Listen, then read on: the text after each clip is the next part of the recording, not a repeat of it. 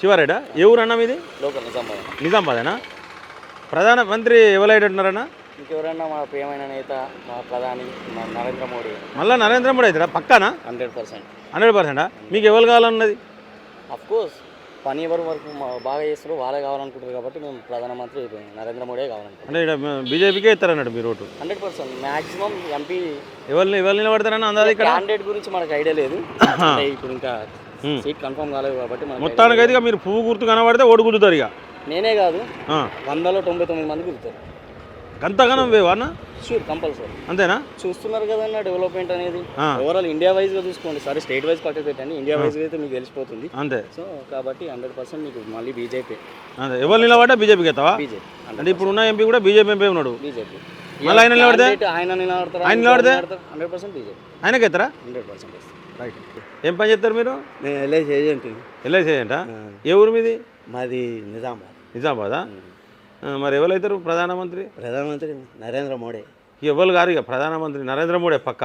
Compulsory అది ఇంకొని ఉన్నది కదా, ఈ టర్మ్ అయితే కంపల్సరీ ఆయన ఉంటాడు. ఏ గుర్తే ప్రధానమంత్రి? పువ్వు. పువ్వు గుర్తా? బీజేపీ. బీజేపీ. అంటే ఇప్పుడు ఇక్కడ నిజామాబాద్ ఎంపీ ఒకవేళ మీరు పువ్వు గుర్తుకి ఎత్తారా? ఇంకా కంపల్సరీ.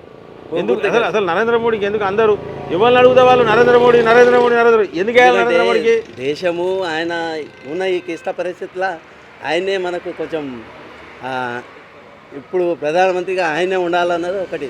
ఎందుకంటే ముస్లిమ్స్ కానీ వాళ్ళకి కానీ అందరికీ సమానంగా మధ్య చూస్తున్నాడు కాబట్టి ముందుకు పోవడానికి ఆస్కారం ఉంటుంది. ప్రపంచ దేశాలు నంబర్ 1 ఆయన ఉన్నాడు. అందరూ ఆయనే గౌరవిస్తారు కదా. అరబ్ కంట్రీలో కూడా ఆయనే గౌరవిస్తారు. అట్లాంటప్పుడు ఇంకేముంటుంది? ఇప్పుడు అందరూ హిందూ ముస్లిం అని లేకుండా చేస్తున్నాడు కాబట్టి ప్రపంచమే ఒకటైతున్నది. అట్లాంటి అసలు ప్రధానే మనకు కావాలా.